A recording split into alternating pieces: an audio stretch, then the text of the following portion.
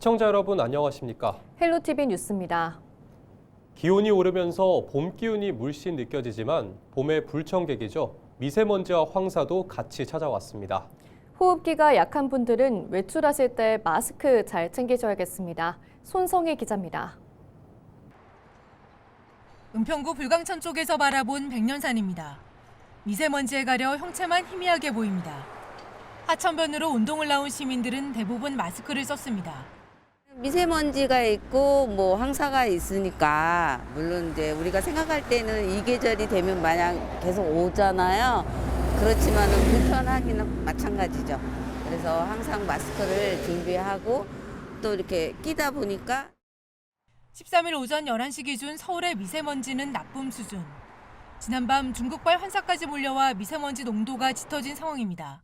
지금은 황사가 더해져서 그 미세먼지가 높은데 아주 극심할 정도 황사는 아니거든요. 지금은 이제 이런 상태가 오늘과 내일 정도까지는 이어질 것으로 보입니다. 지난 11일엔 서울에서 올봄 들어 첫 미세먼지 비상 저감 조치가 시행되기도 했습니다. 이제 봄철이 되면 이동성 고기압 영향을 받기 때문에 공기가 확산이 잘 안 됩니다. 인간의 활동에 의해서 공장, 자동차, 냉난방 이런 활동에 의해서 미세먼지가 늘 나오고 있거든요.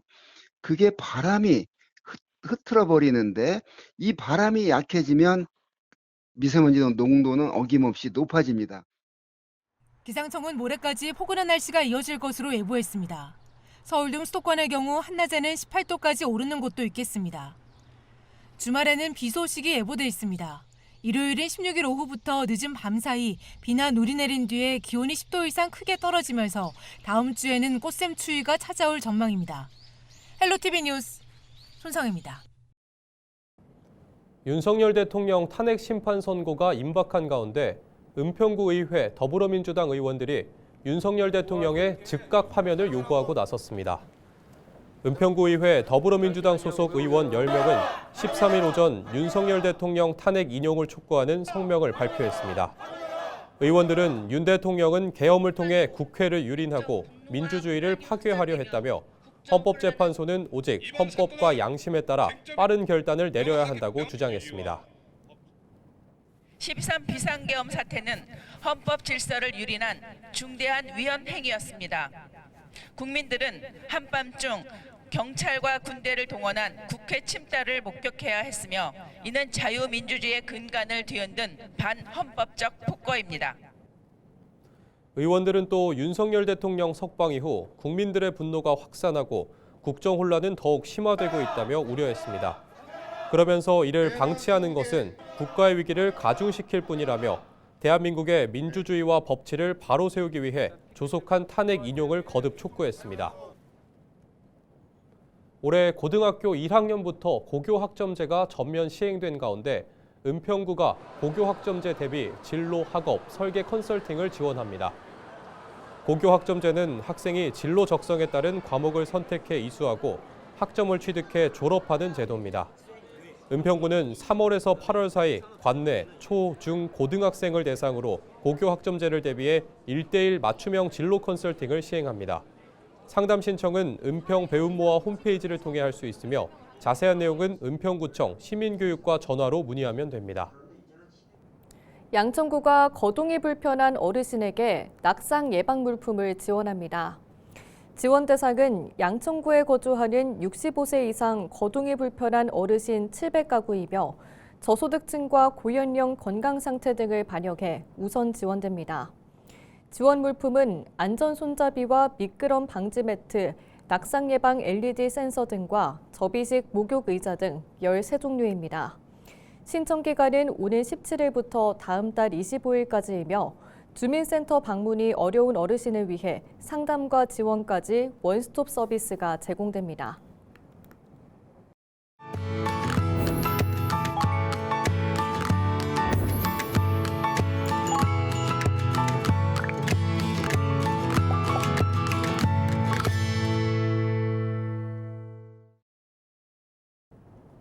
케이블 TV 공동기획 우리 동네 영웅 시간입니다. 최근 세종시에는 실수로 쓰레기에 섞여 버려진 거액의 현금을 폐기물 철회 업체 직원들이 찾아 주인에게 되돌려준 일이 알려지면서 화제가 됐습니다. 딱한 이웃의 사정을 외면하지 않고 내일처럼 도왔던 이들에게 각종 찬사가 쏟아지고 있는데요. 어쩌면 이들이 쓰레기 더미에서 찾은 건 돈보다는 이웃사랑의 의미가 아니었을까 싶습니다. 작은 영웅들을 SK 브로드밴드 김우순 기자가 만나봤습니다. 지난달 24일 오전 세종시청 자원순환과에 다급한 전화가 걸려왔습니다. 60대 여성이 아들 수술비로 쓸 2,600만 원을 실수로 쓰레기 집합시설인 자동 크리넷에 버렸다며 도움을 요청하는 내용이었습니다. 오전 10시 정도에 그분이 사시는 아파트 관리 소장님한테 전화를 좀 받았고요. 소중하게 쓸 돈을 잘못 투입을 해서 지금 집화장으로 좀 빨려 들어간 것 같다. 어떻게 찾을 방법이 없겠느냐. 강주무관은 곧바로 집화장에 연락해 쓰레기 반출을 중단시키고 안타까운 사정을 전했지만 잃어버린 돈을 찾는 것이 쉽지만은 않을 거라 여겼습니다.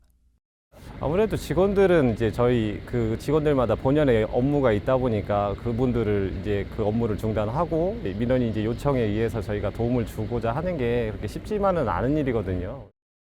그러나 이 소식을 들은 집화장과 소각장 직원들은 너나 할 것 없이 팔을 걷어붙이고 나섰습니다. 부모이자 자식 가진 심정은 같았기 때문입니다. 비슷한 어머니 떼고 또 다 자식 가진 입장에서 그런 사정을 좀 들었을 때는 최대한 도와줘야겠다는 생각을 좀 가지게 됐습니다. 그렇게 정오부터 시작된 돈다발 찾기 대작전. 칼바람이 부는 영하권의 날씨 속에서도 넓은 공터에 쓰레기를 펼쳐놓고 손으로 일일이 찾는 사람들의 모습이 CCTV에 고스란히 담겨 있습니다. 하지만 이때까지도 진짜로 돈을 찾을 수 있을지 모두가 반신반의했습니다. 자동 크리넷에 빨려 들어가게 되면은 그 내부에서 그 봉투가 그대로 있는 게 아니라 다 찢어지면서 흩어지게 돼 있거든요. 그래서 그 흩어진 돈들이 한 곳에 이렇게 있는 게 아니라 그 박스 전체 어디에 어떻게 퍼져 있는지를 가늠할 수 없기 때문에 그걸 찾는 게 굉장히 어려울 거라는 생각이 좀 일단 들었었습니다. 저도 사실 찾을 거라는 생각은 안 했었습니다. 쓰레기 양도 많거니와 그때 날씨도 엄청 추웠었고 바람도 많이 불었었거든요. 그렇게 1시간 정도 쓰레기 더미를 뒤지던 순간 5만 원권 지폐 한 장이 발견되자 그 주변에서 잇따라 나오기 시작했고 현장 분위기는 의심에서 감동으로 변했습니다. 처음에는 이게 가능할까도 했는데 한두 장씩 나오다 보니까 충분히 가능하다. 그럼 나도 한번 더 찾아보자. 이런 생각을 갖게 됐습니다. 5만 원, 만 원짜리 찾을 때마다 다들 좀 기뻐하는 마음으로 신받다는 수준으로 다들 소리치면서 이렇게 조금 찾고 했습니다. 이렇게 6시간 정도의 작업이 이어졌고 잃어버린 2,600만 원 가운데 1,800여만 원을 찾아 주인에게 되돌려줬습니다. 이튿날에도 소각장 직원들은 그 주변을 돌며 몇만 원을 더 찾아냈지만 그럼에도 전액을 찾아드리지 못한 안타까움이 더 크다고 말합니다. 당연히 해야 될 일을 했다고 생각하고요. 전액을 찾으신 것도 아니고 한데 이런 식으로 좀 커진 게 저는 좀 더 죄송스럽거든요. 이날 현장에 투입됐던 인력은 폐기물 자동 집화장과 소각장 직원 모두 13명.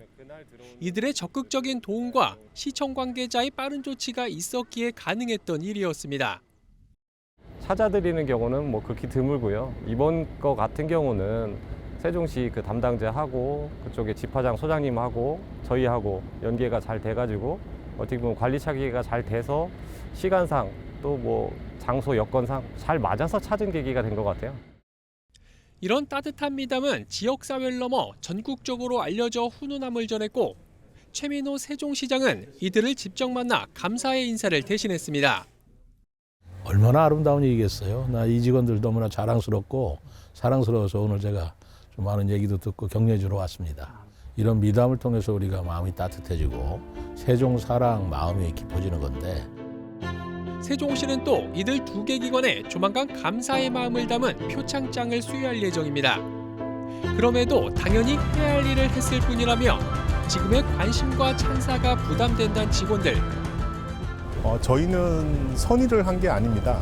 단지 이제 그분의 마음에 공감을 했기 때문에 직원들이 이제 자발적으로 나서서 그런 일을 같이 도왔던 것 같습니다. 어려움에 처한 이웃을 외면하지 않고 내일처럼 적극 나서 도운 이들이 우리 동네 진정한 영웅이 아닐까요? BTV 뉴스 김우순입니다.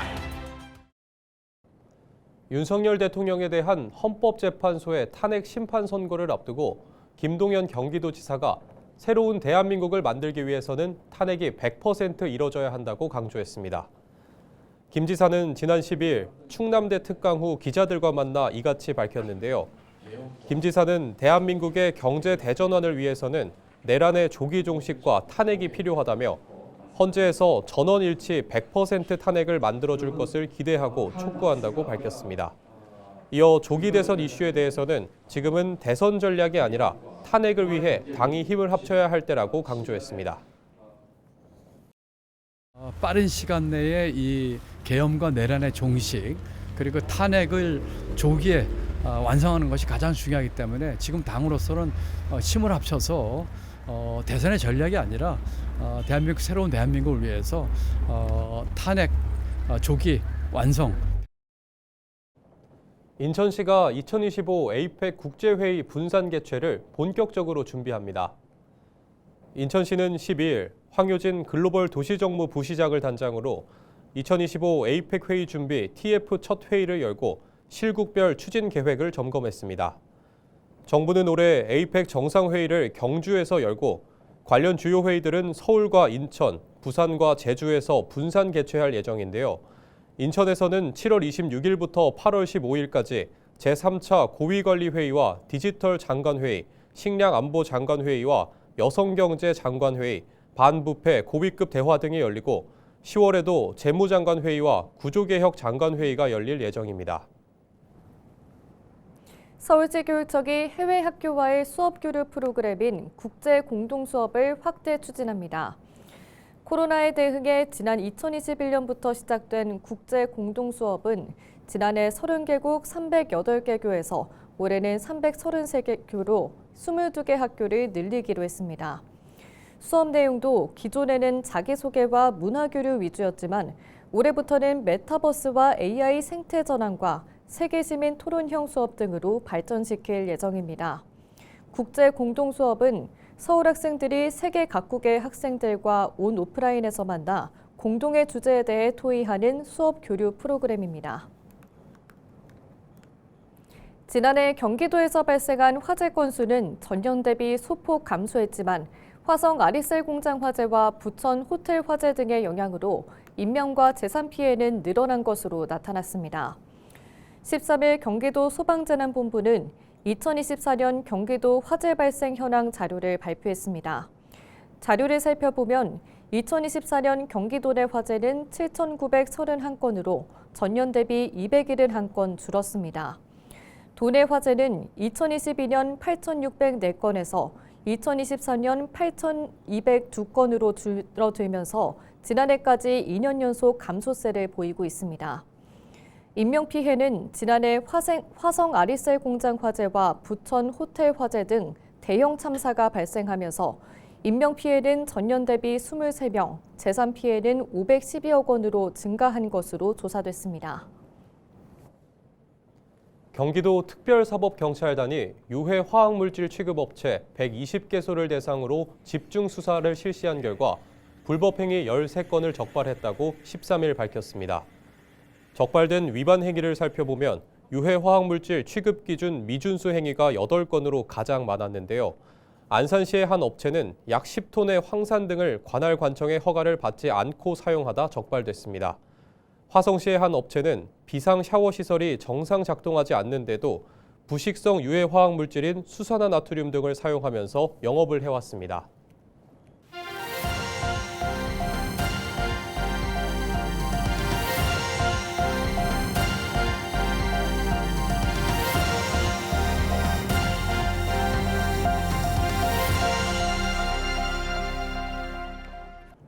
이상으로 뉴스를 마칩니다. 시청해주신 여러분 고맙습니다.